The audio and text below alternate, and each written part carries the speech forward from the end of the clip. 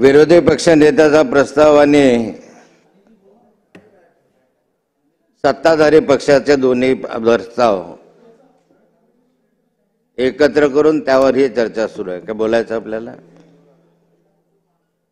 मुख्यमंत्र्यांना काय मांडायचं आहे? मांडायचं काय विषय?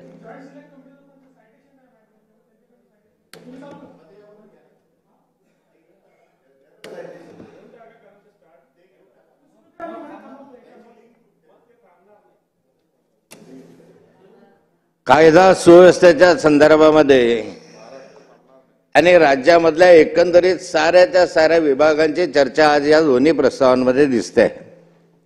या दोन्ही प्रस्तावाचा प्रतिबिंब असं आहे, सत्ताधारी पक्ष म्हणतोय की सत्ता गेल्या कालखंडामध्ये मागच्या सरकारमध्ये आणि आता अजून सुरुवात झालेल्या त्या कालखंडामध्ये जी कामांची प्रगती केली आणि जे काही कामं त्यांनी केले त्या कामांच्या प्रगतीचं श्रेय त्याने घेण्याचा प्रयत्न करत आहे. अध्यक्ष महोदय, विरोधी पक्षाकडनं कायदा सुव्यवस्थेचा प्रश्न उपस्थित करत असताना या राज्यामध्ये कायदा सुव्यवस्था आहे की नाही असा प्रश्न माननीय विरोधी पक्ष नेत्यांनी विचारला. आणि गोष्ट खरी आहे की अलीकडच्या कालखंडामध्ये 2024चा जो NCRT नॅशनल क्राईम रिपोर्ट आपल्याकडे सादर झाला आहे, या NCRTच्या रिपोर्टमध्ये महाराष्ट्र राज्य हे क्रमांक 3ऱ्या क्रमांकाचं राज्य आहे ज्याच्यामध्ये गुन्हेगारीचं प्रमाण सर्वात मोठं आहे.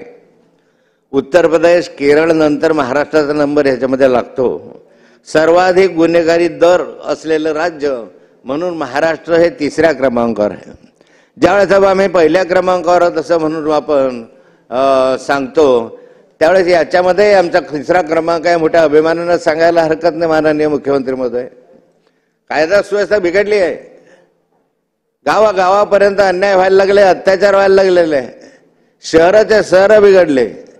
ज्या औद्योगिक शहरांमध्ये अध्यक्ष महोदय मोठ्या प्रमाणावर उद्योग यायला लागले, इंडस्ट्री यायला लागले, IT क्षेत्र मोठ्या प्रमाणावर वाढलं. असं पुणे शहरामध्ये जर पाहिलं वर्षभरातल्या घटना पहा, एका वर्षभरातल्या घटनांचा पुणे शहरातला जर आपण आढावा घ्यायचा ठरवलं तर कधी कोयता गँगने त्या ठिकाणी धुमाकूळ घातला, कधी सामूहिक अत्याचाराचे, सामूहिक विनयभंगाचे प्रकार घडलेत, सामूहिक बलात्काराचे प्रकार घडलेत. दररोज पुणे शहर हे वरच्या क्रमांकावर दिसतंय की ज्या ठिकाणी कुठला ना कुठला मोठा गुन्हा त्या ठिकाणी होत आहे. मग जर अशा औद्योगिक शहरांमध्ये जे वाढतं शहर आहे, जे विस्ताराचं आहे, मुंबईच्या खालोखाल पुणे आता मोठ्या प्रमाणावर वाढत चाललेलं आहे. जर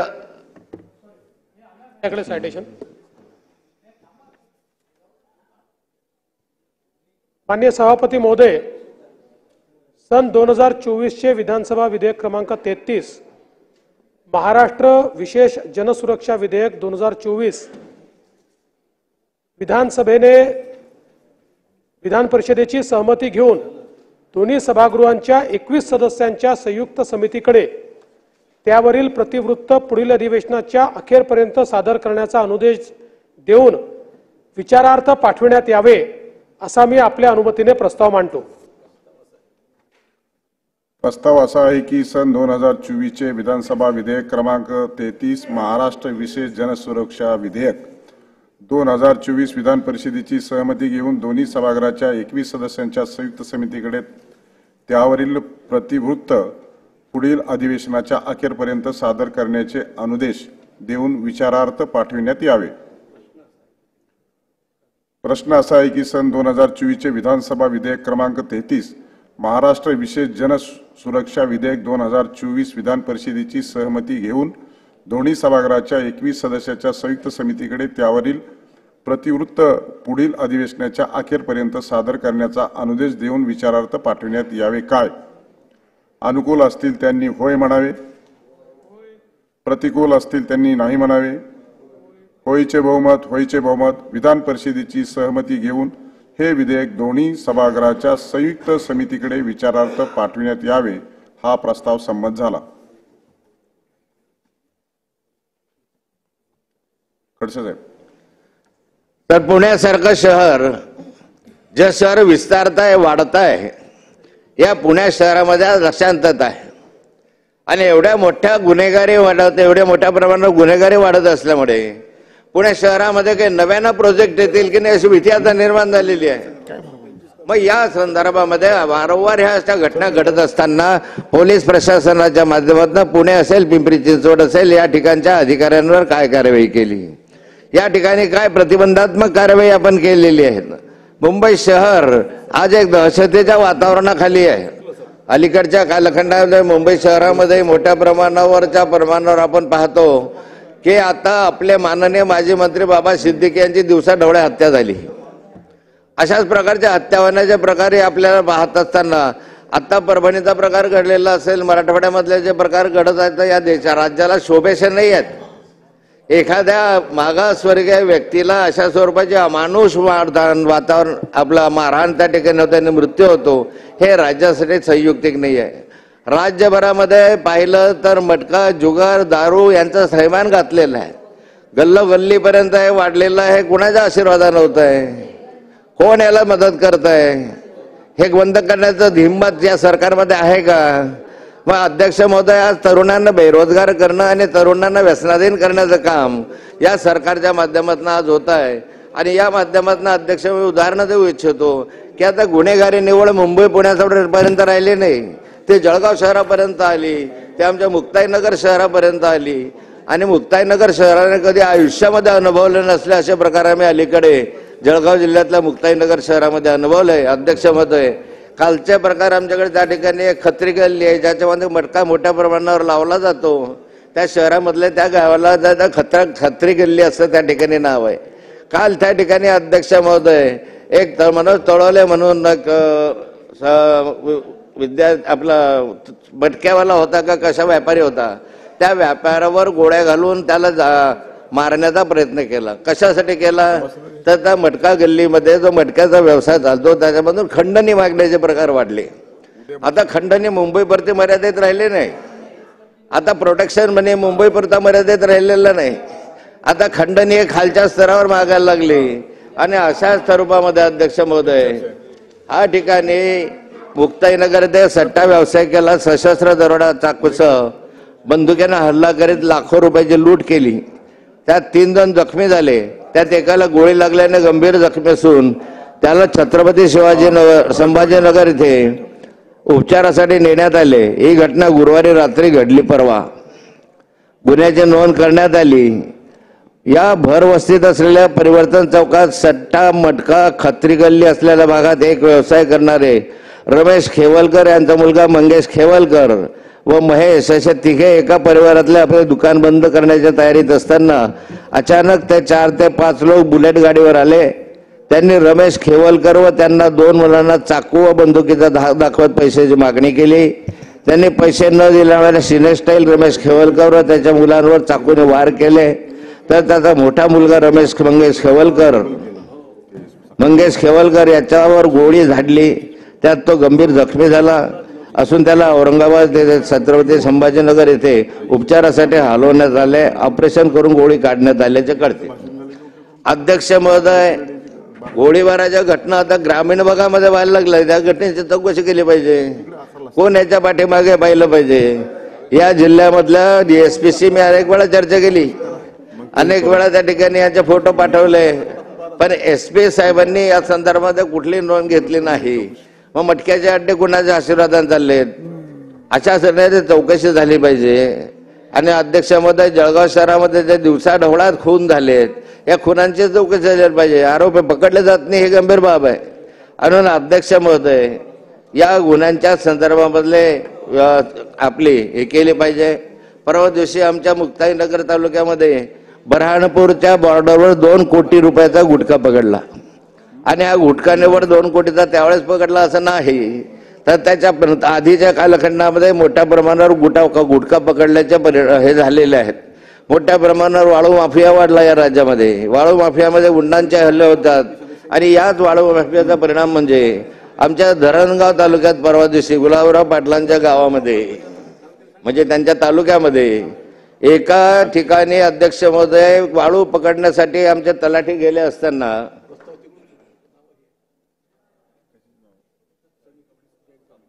त्या तलाठ्याला त्या ठिकाणी जबर मारहाण त्या वाळू माफियांनी केली. आणि इतकी मारहाण केली, त्या तलाठ्याला वाचवण्यासाठी दुसरा अधिकारी गेला, त्यालाही मारहाण केली. मारहाण केली, शेवटी इतके मारहाण केले की तो मृत्यूशी झुंज द्यायला लागलेला, अशी स्थिती त्या ठिकाणी निर्माण झाली.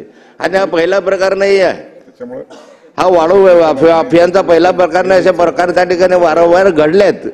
आणि काल जळगाव जिल्ह्यामधल्या सगळ्या अधिकाऱ्यांनी आता संप करायचं का? कारण अधिकाऱ्यांना कुठलंही संरक्षण त्याच्यामध्ये नाही आहे. एकटा तलाठी गेला तर वाळू माफियावाले त्याच्या अंगावर गाडी घालतात, गाडी घालून चेंगरण्याचे प्रकार काही कमी घडलेत असं नाही आहेत. मग सरकार याच्याकडे लक्ष देणार आहे की नाही का? अशाच रीतीने चोरीला संरक्षण आपण त्या ठिकाणी देणार आहात.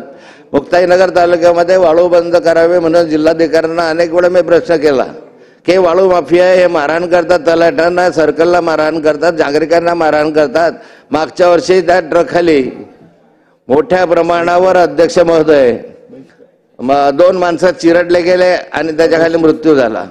मी जिल्हाधिकाऱ्यांना या गोष्टीची अनेक वेळा कल्पना दिली, पण जिल्हाधिकारी म्हणतात मी करतोय, मी वाहन जप्त करण्याचे आदेश दिलेले, एक वाहन कधी जप्त केले गेलं नाही. मी व्हिडिओ कॅसेट पाठवून थकलो.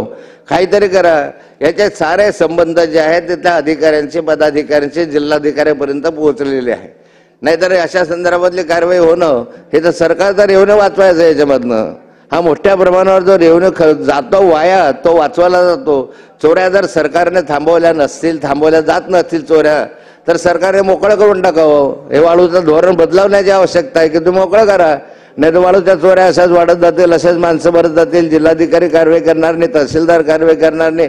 कारवाई केले तर त्याच्या अंगावर गाड्या घातल्या जातील, त्यांना मारहाण केली जाईल. त्यामुळे अधिकारी धास्तीमध्ये असतात. या ठिकाणी या घटनांची चौकशी केली पाहिजे. चौकशी करून कारवाई केली पाहिजे. प्रामुख्यानं कालच जे धरणगावला घटना घडली, या धरणगावच्या घटनेची प्रामुख्याने चौकशी करा. आणि सरकारला मी सांगतो की वाळू माफियांवर तुम्ही मोकळा करा. वाळू माफियांवर त्या ठिकाणी MPDA करा, कठोर कारवाई करा ना. त्या ट्रक मालकावर करा, ट्रक ड्रायव्हरवर करा, त्या रेती आणणारावर करा, रेती विकणारावर करा. पण सरकार याच्यावर कारवाई करायला धजावत नाही. कारण सरकारला या संदर्भामध्ये मोठ्या प्रमाणावर भीती वाटते की आपल्याच पदाधिकारी याच्यामध्ये अडकले, त्यांच्यावरच कदाचित कारवाई करावी लागेल की काय, अशी स्थिती आज त्यांच्यामध्ये त्यांना अशी वाटायला लागलेली आहे. महिलांच्या विनयभंगाचे प्रकार वाढले, महिलांच्या याच्या प्रकारचे प्रकार वाढले. मग अध्यक्ष महोदय की कायदा सुव्यवस्थेच्या संदर्भामध्ये आपण कुठे आहोत? जे आकडेवारी माननीय विरोधी पक्षाने दिली, आता मी त्या फेर आकडेवारीमध्ये जात नाही, परंतु सरकारला प्रश्न विचारणे की कठोर कारवाई करण्याची भूमिका आपण स्वीकारणार आहात की नाही येणार? एका बाजूला म्हणतं की आम्ही क्रमांकावर आहोत, मोठ्या क्रमांकावर गुंतवणूक आली. मला राज्य सरकारला प्रश्न आहे की गुंतवणूक कुठे आली? प्रवीणजी दरेकर साहेबांनी सांगितलं की मोठ्या प्रमाणावर गुंतवणूक राज्यामध्ये आली असेल. मी ते मान्य करेल किंवा नव्हतं, पण मला एक सांगा तुम्ही दरेकर साहेब, ही गुंतवणूक पुणे, मुंबई, नाशिक वगळता कुठे आली? कोणता प्रकल्प आमचा परभणीला उभा राहिला? कोणता प्रकल्प बुलढाण्याला उभा राहिला? कोणता प्रकल्प आमच्या खानदेशमध्ये उभा राहिला? कोणता प्रकल्प आमच्या विदर्भामध्ये उभा राहिला? मला ते सांगत ना की IT प्रकल्पांच्या संदर्भामध्ये पुणे पुढे गेलं, तसं नागपूर का पुढे जात नाही? त्याला तर काही पाणी लागत नाही, त्याला तर काही बाकीच्या व्यवस्थेला. जळगावला का प्रकल्प झाले नाही? तरुणांना बेरोजगार देण्याच्या संदर्भातले बहुतांशी प्रकल्प आपण गुजरात राज्याकडे हलवले, वळवले. आणि त्यामुळे या राज्यामध्ये लाखो तरुणांना ज्यांना रोजगार मिळणार होता तो रोजगार आज मिळू शकलेला नाही. रोजगाराच्या संधी या ठिकाणी एका बेरोजगाराला मिळत नाहीत आणि तरुण आत्महत्या करतात, अशी आजची स्थिती त्याच्यामध्ये दिसते. मग सरकारला याची जबाबदारी घ्यायची आहे की नाही? तुम्ही या ठिकाणी यांना तरुणांना काम देणार आहात की नाही देणार? त्यांच्या हाताला काम न मिळतामुळे आत्महत्या करणाऱ्या तरुणांची संख्या कमी नाही आहे. या रोजगार मिळण्याच्या संधीसाठी माझा सरकारला पाहिजे या पुढच्या कालखंडामध्ये पुणे, मुंबई वगळा आणि छत्रपती संभाजीनगर असेल, जळगाव असेल, नागपूरच्या अविकसित भागांमध्ये उद्योग येतील याची काळजी घ्या. अविकसित भागांमध्ये उद्योग आला तर त्या ठिकाणी रोजगार होईल. MIDCच्या घोषणा केल्या जातात, MIDC स्थापनही केल्या जातात, पण MIDC मध्ये उद्योग आले पाहिजेत ना. त्या ठिकाणी उद्योग यायला तयार नाही. जामखेडला MIDC करा, MIDC करा. पुणे मुंबईच्या जवळ आहे तर कदाचित त्या ठिकाणी एखादा उद्योग येईल. मुक्ताईनगरचं काय, विदर्भाचं काय? इतक्या वर्षानंतर खानदेशचा अनुशेष भरला जात नाही, विदर्भाचा अनुशेष भरला जात नाही. अनुशेषावर कोणी बोलायला तयार नाही. दरेकर साहेब म्हणतात सिंचनाच्या संदर्भामध्ये साऱ्या व्यवस्था केल्या, मी मान्य करेल. तुम्ही घोषणा केल्या हे मान्य करेल, नळगंगा ते पैनगंगा प्रकल्पाची घोषणा तुम्ही केली, मराठवाडा वॉटर ग्रीडच्या संदर्भातल्या घोषणा केल्या. प्रत्यक्ष काय?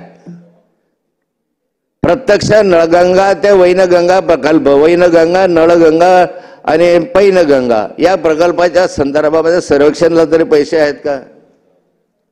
या ठिकाणी मोठ्या प्रमाणावर तुम्ही सिंचनाच्या घोषणा करत असताना मराठवाड्यामध्ये जे प्रकल्प केले ते पूर्वी केले. अध्यक्ष महोदय, आपल्याला माहित आहे की आपल्या मतदारसंघामध्ये जो आपला मतदारसंघ होता जामखेड, कर्जत वगैरे, आज मतदारसंघ दुष्काळानं हे झालेला होता आणि अशा दुष्काळी प्रांतामध्ये पाणी आणण्याचं काम त्या कालखंडात मी केलं. माझ्या कालखंडामध्ये पाणी आपल्या मतदारसंघामध्ये कुकडीचा कालवा त्या कालखंडामध्ये आला. मला म्हणतं सांगायचं की याच्या नंतरच्या कालखंडामध्ये सिंचनाचं क्षेत्र किती वाढलं. या सिंचनाचं क्षेत्र वाढण्याची टक्केवारी सरकारनं दिली पाहिजे का निव्वळ घोषणा करायच्या. प्रत्यक्ष सिंचन, तापी सिंचन विकास महामंडळाच्या संदर्भामध्ये मी सांगेल की 20 वर्षापूर्वी 25 वर्षापूर्वी तापी सिंचन विकास महामंडळाची स्थापना झाली 97 साली. त्याच्यामध्ये मोठ्या मोठ्या प्रकल्पांना आम्ही मान्यता दिली. ते मान्यता दिली असताना किती प्रकल्प आजपर्यंत पूर्ण झालेत, किती प्रकल्पांपर्यंत शेतीला पाणी गेलं. माझं म्हणणं की लाडकी बहीण योजना तयार करायची 46,000 कोटी रुपये त्यासाठी आपण खर्च करणार. सरकार आलं लाडकी बहिणीचं अभिनंदन अशा घोषणा करणार किंवा अभिनंदन करणार, आनंदाची बाब आहे. लाडकी बहीण काही सावत्र बहिणीसारखे नाही आमच्या दृष्टिकोनात. पण ज्यावेळेस लाडकी बहिणीसाठी 46,000 कोटी रुपये एका वर्षाला तुम्ही खर्च करू शकता, हे 46,000 कोटी जर आणखी सिंचनाच्या प्रकल्पावर खर्च झाले असते तर कदाचित 46,000 हेक्टर जमीन सिंचनाखाली आली असते ना. 46,000 हेक्टर जमिनीने खाली आले असते, शेतकऱ्याच्या शेतमालाला त्या ठिकाणी शेती समृद्ध झाली असती. आज शेतकऱ्याची काय स्थिती आहे, काय कृषी क्षेत्रामध्ये चाललेलं आहे, कोणता माल मिळतो शेतकऱ्याला, कापसाला भाव नाही, सोयाबीनला भाव नाही. मग अशा ठिकाणी शेतकऱ्याला कुठल्याही प्रकारे शेती परवडत नाही अशी स्थिती आहे. अवर्षणामध्ये गेले, प्रवाहामध्ये गेले, अतिवृष्टीमध्ये गेले, मेले ठार गेले. किती शेतकऱ्यांना अवर्षण प्रवाहाचा किंवा अति पावसाळा झाला त्यामुळे आपण पैशाची मदत केली. कापसाला भाव देण्याच्या संदर्भामध्ये माननीय एक मंत्री जे नेहमी इकडून तिकडून करतात, तसे सुजान सर्वज्ञ सगळे मंत्री जे त्याच्यापैकी एक मंत्री आमच्या जळगाव जिल्ह्यामध्ये 7 दिवस 10 दिवस उपोषणाला बसला होता त्या कालखंडात 10 वर्षापूर्वी, की कापसाला त्या ठिकाणी भाव मिळाला पाहिजे. आतापर्यंत 6,000 रुपये का नाही भाव मिळत, आपला 10,000 रुपये का भाव येत नाही, 12,000 रुपये का भाव येत नाही. एक 4 वर्षापूर्वी कापसाला 12,000 रुपये भाव होता. 4 वर्षापूर्वी 12,000 रुपये भाव होता. आज तोच भाव 6,000वर का आला कापसाला. मग काय कापसाचे भाव कमी झाले, आपल्या कापसाला लागणारा उत्पादन खर्च कमी झालाय का? कापसाला लागणारा उत्पादन खर्च एका बाजूला मोठ्या प्रमाणावर वाढतो आहे आणि कापसाचे भाव दिवसेंदिवस कमी होत आहे. अशी विचित्र स्थिती कापसाकडे आलेली आहे. सोयाबीनची तशी स्थिती आहे, तूरची तशी स्थिती आहे. माझी विनंती राहणार आहे की सार्वत्रिक ज्या ज्या ठिकाणी मागणी असेल त्या ठिकाणी कापूस खरेदी केंद्र CCIच्या माध्यमातून खरेदी केंद्र सुरू झाले पाहिजे. आमच्या मुक्ताईनगरला CCI केंद्राची आम्ही मागणी केलेली आहे. ते खरेदी केंद्र सुरू करण्यासाठी राज्य सरकारने शिफारस केली पाहिजे. CCIचा भाव 7,500 रुपयेपर्यंत आहे जो चांगल्या कापसाचा आहे, ग्रेडेड कापूस त्याला बनतो. तर किमान त्या ठिकाणी चांगल्या कापसाला 7,500 रुपयाचा भाव मिळू शकेल. पण तो CCIचे केंद्र जे आहेत त्या CCIचे केंद्र सुद्धा या ठिकाणी उघडले जात नाहीत अध्यक्ष महोदय. मग CCIचे केंद्र उघडण्याच्या संदर्भात राज्य सरकारची भूमिका काय आहे, केंद्र सरकारकडे आग्रह धरण्याच्या संदर्भामध्ये काय सरकारला सूचना करणार अध्यक्ष महोदय. सभापती महोदय काय नाही, मी ऐकत होतो भाषण सन्मान्य सदस्यांचं. सन्मान्य सदस्य रेतीबद्दल काही बोलत होते. जळगाव जिल्ह्यात तिकडे काहीतरी चाललंय. तर रेतीचं स्मगलर कोण आमच्या जिल्ह्यामध्ये? इथे सड्रे नावाचा एक PI त्यांनी स्वतः आत्महत्या केली. कुणामुळे केली? कोण खंडणी मागत होते त्यावेळेला? हे नाव समोर आले ना. त्याच्या बायकोला जाऊन पैसे देऊन बिचारे त्या माणसानं दाबण्याचा प्रयत्न केला गेला. त्यांना काहीतरी आम्ही दाखवलं गेलं. त्याच्यामुळे ते नाव ज्यांनी लिहून ठेवली चिठ्ठी दाबण्यात आली. कोणी केलंय? कोणाचा उपक्रम होता सगळ्या रेतीचा? आणि रेतीचा स्मगलर आमच्याकडे कोण आहे? पण इथे तिकडे हे धंदे करायचे, निचुरे बोलायचं, तर हे कुठल्या याच्यामध्ये बसतं, नियमात बसतं? सगळ्या जिल्ह्याला माहित आहे, सगळी दप्तरी नोंद आहे. कोण करतं इथे? कोण दलाल्या करतं रेतीच्या? कोण टकाच्या टका उलट्या करतं? कोणाच्या टका चालतात? आणि कोण धंदे करतं? तुम्हाला प्रश्न विचारायचा आहे का उत्तर द्यायचं? रेतीची स्मगलिंग कोण करतं आमच्याकडे? अख्ख्या जळगाव जिल्ह्याला माहित आहे. कोण धंदा करता अरे तिथे सद्रे नावाचा पिया बिचारा त्याला ब्लॅकमेल करून खंडण्या त्याला मागून त्याने आत्महत्या करून घेतली. आत्महत्या केली त्यांनी. काय आत्महत्या केली? नाही नाही मला बोलता तुम्ही तुमचं बोलले ना रे कापसाचं मला सांगता तुम्ही उपोषणाला बसलो मला सांगू द्या ना काय धंदे केले यांनी. बांगड्या काय बांगड्या आता झालं तोंड काढा एवढं आता काय राहिलं बांगड्या भोगता ना एवढा बांगड्या काय त्यावेळेला घरी जाऊन पैसे देऊन गेला नाशिकला जाऊन. खाली बसा मंत्री महोदय समजलंय तुमचं बसा खाली. हा सचिन आहे काय म्हणणं तुमचं. सचिन आहे. सभापती महोदय हरकतीचा मुद्दा आहे. सन्मान्य मंत्रींना काय बोलायचं असेल तो त्यांचा बोलण्याचा अधिकार आहे.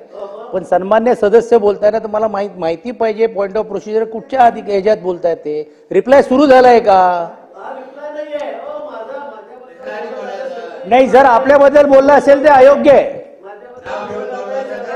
आपल्याबद्दल जर बोललं असेल त्यांनी 35ची नोटीस न देता बोललं असेल तर तुमचा तो अधिकार आहे.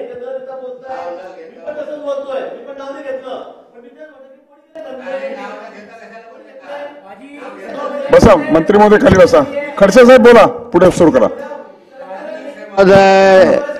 कापसाच्या संदर्भामध्ये बसा प्लीज.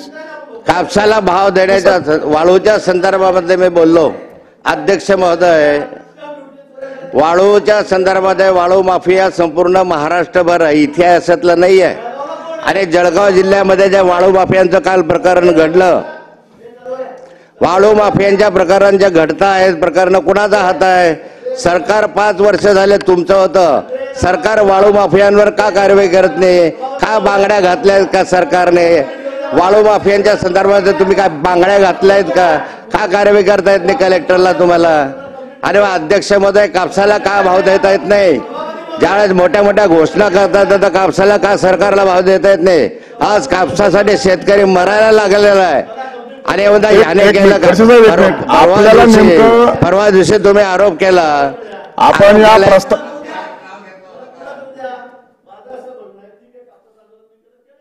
विरोधी पक्ष रुजू केलं ना तुम्ही एवढा म्हणून सांगताय रेतीच्या बद्दल तुम्ही बोलताय. माझ्याकडे बघून बोला. वाळू माफिया जळगाव मध्ये कोण आहे.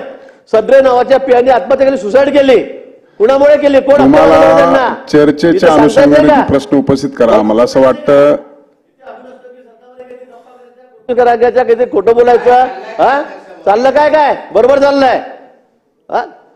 तुम्ही काय म्हणजे रॉयल्ट्या चोरी करायच्या रॉयल्टी मध्ये चोरी स्टॅम्प ड्युटी चोरी घरचे लोक बसतात 3-3 वर्ष जेलमध्ये बसले ना अजून काय ते छाटो टाकून नुसतं बडबड करायची. कोणामुळे अहो चोऱ्या कोणी केल्या तुमच्या घरामध्ये काय झालं तुमच्या घरात काय झालं पोराला का मारलं का तोडगाळ केलं सभागृह मी तर म्हटलं नार्को टेस्ट करा.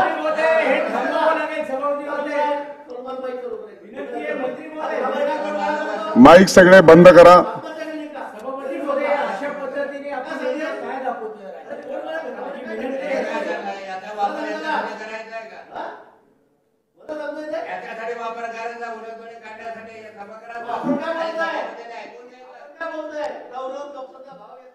मंत्री महोदय पुन्हा मी सांगतोय आपल्याला कृपा करून खाली बसा.